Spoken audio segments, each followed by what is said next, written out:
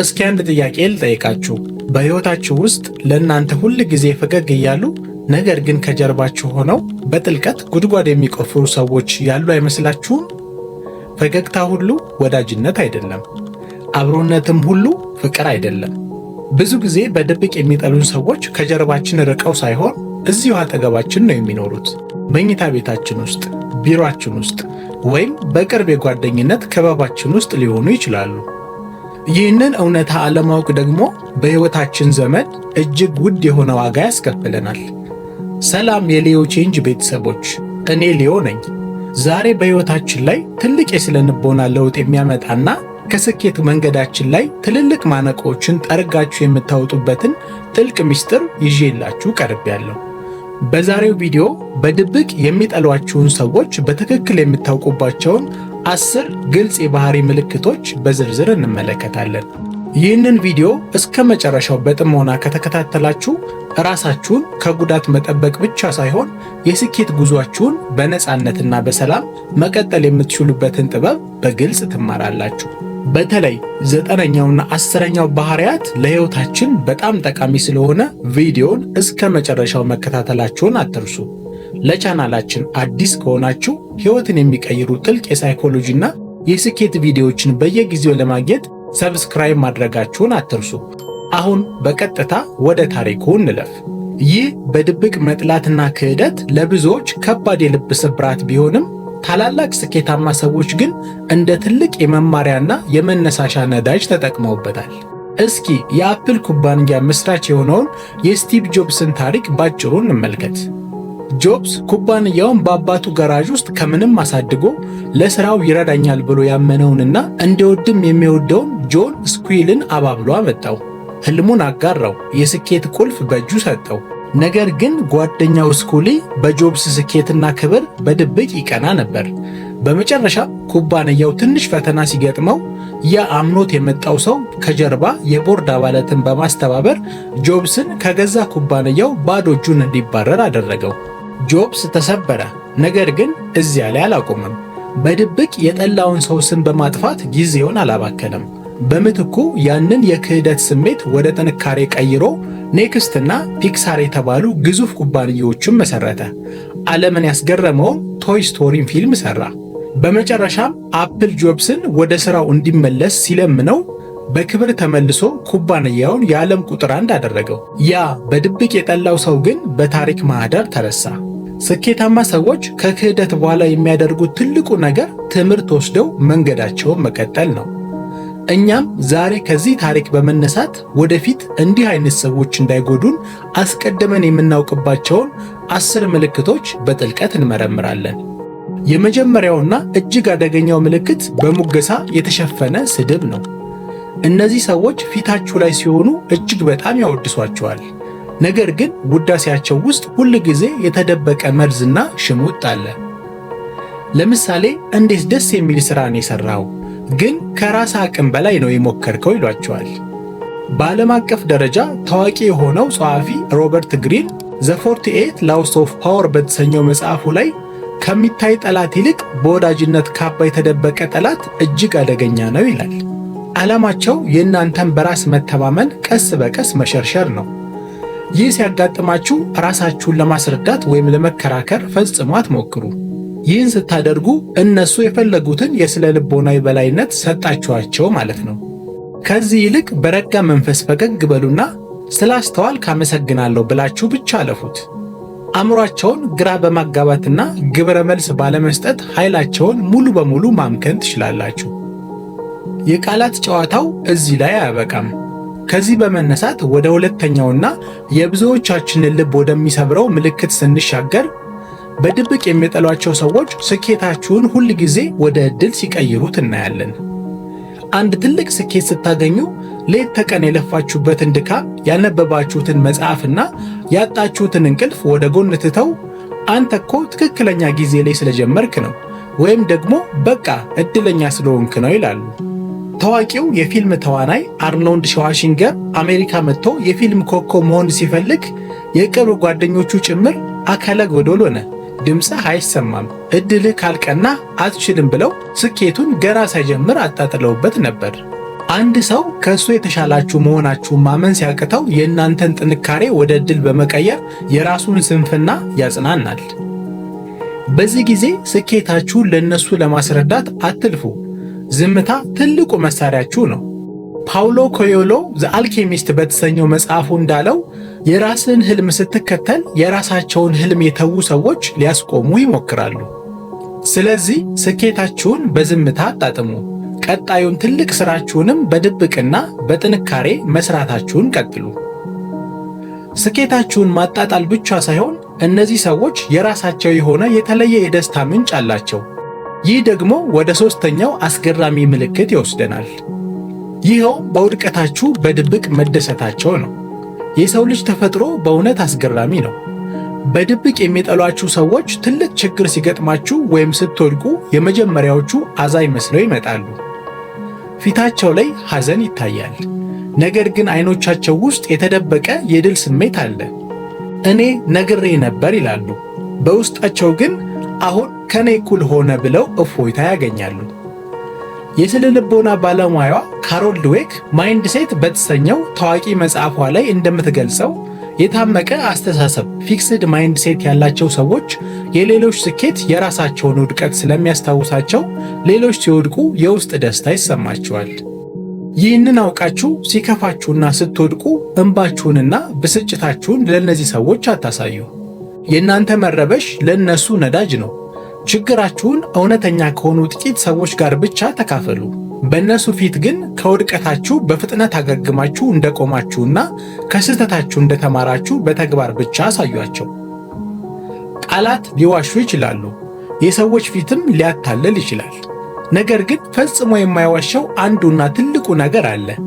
አራተኛው ምልክታችን የሚያተኩረው በአሉታዊ የሰውነት ቋንቋ ኔጌቲቭ ቦዲ ላንጉዌጅ ላይ ነው። አንድ ሰው እወድሃለሁ እያለ ሰውነቱ ግን እጠላሃለሁ ሊል ይችላል።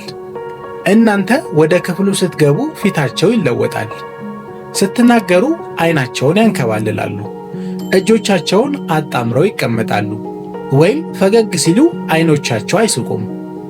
የቀድሞ የኤፍቢአይ መርማሪ የነበረው ጆ ናቫሮ ዋት ኤቭሪባዲ ኢዝ ሴይንግ በሚለው መጽሐፉ የሰው ልጅ አእምሮ አደጋን ሲያውቅ ወይም የማይወደውን ሰው ሲያይ ሳያስበው ሰውነቱን ያርቃል፣ እግሮቹን ወደ በሩ አቅጣጫ ያዞራል ብሎ ያብራራል። ስለዚህ ቃላቶቻችሁን ሳይሆን ሁልጊዜ ድርጊታችሁን እመኑ። የሰውነት ቋንቋቸው እንደማይፈልጋችሁ ካሳየ እናንተም የራሳችሁን ክብር ጠብቃችሁ ግልጽ የሆነ ድንበር ባውንደሪ ፍጠሩ። እነሱን ለማስደሰትና ወደ እናንተን ለማምጣት ብላችሁ ተጨማሪ ጉልበት አታጥፉ። ከሰውነት ቋንቋ ባለፈ በዕለት ተዕለት ግንኙነታችሁ ውስጥ የምታስተውሉት ሌላኛው አደገኛ ምልክት ጤናማ ያልሆነ አላስፈላጊ ፉክክር ነው። አምስተኛው ነጥባችን ይህንን በጥልቀት ይመረምራል። በድብቅ የሚጠሏችሁ ሰዎች እናንተን እንደ ጓደኛ ሳይሆን እንደ ተቀናቃይ ነው የሚያዩአችሁ። እናንተ አዲስ ዕውቀት ካገኛችሁ እነሱ የእሱን አይነት ነገር ማግኘት አለባቸው። እናንተ ራስ ምታት እንዳመማችሁ ብትነግሯቸው እነሱ ትላንት ማታ እንዴት አሟቸው እንዳደሩ ይነግሯቸዋል። በምንም ነገር ከእናንተ ማነስ አይፈልጉም። ቢሊዮነሩ ፒተር ፒል 0 to 1 በተባለው መጽሐፉ ፉክክር የደካሞች ነው ይላል። ጤናማ ሰዎች የራሳቸውን መንገድ ይገነባሉ እንጂ የሰውን ሕይወት እየተመለከቱ አይጓዝም በማለት ይገልጻል። የሕይወት ዓላማችሁ ራሳችሁን ከትላንቱ ማንነታችሁ ጋር ማወዳደር እንጂ በቅናት ከታወሩ ሰዎች ጋር መሮጥ ስላልሆነ በዚህ የውድድር ጨዋታ ውስጥ ፈጽሞ አትሳተፉ። አንተ ትበልጣለህ ብላችሁ መንገዱን ልቀቁላቸው። ውድድሩን ስታቆሙ እነሱ የሚያደርጉት ይጠፋቸዋል። እናንተም በሰላም ወደ ራሳችሁ ህልም ታተኩራላችሁ። ይህ ፉክክር ወደ ክፉና ወደ ጨለመ ደረጃ ሲያድግ ደግሞ ስድስተኛው ምልክት እናገኛለን። ይህ ምልክት መረጃን መደበቅና በስውር ማሰናከል ነው። በሥራ ቦታም ሆነ በግል ሕይወት ውስጥ ለእናንተ እጅግ ወሳኝ የሆነ መረጃ እንዳለ እያወቁ እነዚህ ሰዎች መናገር እንዳለብኝ ረስቼው ነው በማለት መረጃውን ይደብቋቸዋል። አስፈላጊ በሆኑ ስብሰባዎች ላይ እንዳትገኙ ያደርጋሉ፣ ወይም ሥራችሁ ላይ ስህተት እንድትሰሩ የተሳሳተ መንገድ ይመሯቸዋል። የጥንታዊቷ ቻይና ጀነራል ሰንዙ የጦርነት ጥበብ ዘ አርት ኦፍ ዋር በተሰኘው ድንቅ መጽሐፉ ሁሉም ጦርነት በማታለል ላይ የተመሰረተ ነው እንደሚለው በድብቅ የሚጠሏቸው ሰዎች እናንተን በቀጥታ መዋጋት ስለሚፈሩ መረጃ በመደበቅ በስውር ይዋጓቸዋል። ይህንን ለማሸነፍ በማንም አንድ ሰው ላይ ብቻ ጥገኛ አትሁኑ። ጠንካራ የመረጃ ኔትወርክ ዘርጉ። እንዲሁም ከነዚህ ሰዎች ጋር ያላችሁን ማንኛውም የሥራ ግንኙነት በጽሑፍ ኢሜል ወይም ቴክስት የተደገፈ አድርጉት። ነገ አልነገርከኝም እንዳይሏችሁ ተጨባጭ የሆነ ማስረጃ ይኖራችሁ። በሥራ ቦታና በዕለታዊ ሕይወት ውስጥ እንዲህ የሚያደናቅፏችሁ ሰዎች እውነተኛ ፈተና ሲመጣ ምን ይሆናሉ ብላችሁ ታስባላችሁ? ሰባተኛው ምልክት እጅግ ልብ የሚነካው እውነትን ያሳየናል። ይኸውም በክፉ ቀን ጥሎ መጥፋት ነው። እነዚህ ሰዎች እናንተ ስኬታማ ስትሆኑ፣ ገንዘብ ሲኖራችሁና ደስታ ሲበዛ አጠገባችሁ አይጠፉም። ነገር ግን ትንሽ ፈተና ሲገጥማችሁ፣ ስትታመሙ ወይም እርዳታ ስትፈልጉ ስልካቸው አይሰራም። ሁል ጊዜ ቢዚ ናቸው። ታዋቂዋ ቢሊየነር ኦፕራ ዊንፍሬ አንድ ድንቅ አባባል አላት። ሁሉም ሰው አብሮ በቅንጦት መኪና ውስጥ መጓዝ ይፈልጋል። አንተ ግን የምትፈልገው መኪናው ሲበላሽ አብሮ አውቶቡስ ውስጥ ተሳፍሮ የሚሄደውን ሰው ነው ትላለች። መኪናችሁ ሲበላሽ ጥሏችሁ ለሚጠፋ ሰው ዛሬ የልባችሁን በር አትክፈቱ። አልፎ አልፎ የጓደኛ ኦዲት አድርጉ።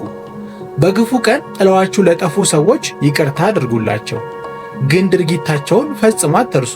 አዲስ ድንበር አበጅታችሁ ራሳችሁን ጠብቁ። በክፉ ቀን ከመጥፋትም በላይ ርቀው ሄደው ዝም አይሉ። ይህ ደግሞ ወደ ስምንተኛውና ከጀርባ ወደሚወጋው ምልክት ያመጣናል። ይኸው ስም ማጥፋትና ማማት ነው። ከእናንተ ጋር ሻይ እየጠጡ ይስቃሉ። ዞር ሲሉ ግን ለሌሎች ሰዎች የእናንተን ስም የሚያጠፋ ወሬ ያሰራጫሉ። የእናንተን ትናንሽ ስህተቶች አጋነው በማውራት ሌሎች ሰዎች እናንተን እንዲጠሏችሁ ለማድረግ ይሰራሉ።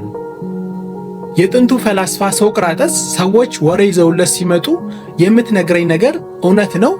ጥሩ ነገር ነው ወይስ ጠቃሚ ነው ብሎ ይጠይቅ ነበር። አሜሪካውያን ዘ ፎር አግሪመንትስ በተሰኘው መጽሐፍ እንደተማሩት ሰዎችን ከጀርባ የሚያሙ ሰዎች በውስጣቸው ያለው የራሳቸውን የሕይወት መርዝ ወደ እናንተ እየተፉ መሆኑን አውቃችሁ እዘኑላቸው። ለሚወራው የውሸት ወሬ ምላሽ ለመስጠትና ራሳችሁን ነፃ ለማውጣት አትሩጡ። ማብራሪያ መስጠት የእነሱን ውሸት ዕውቅና መስጠት ነው። ከዚህ ይልቅ ጠንካራ ስብዕናን ገንቡ።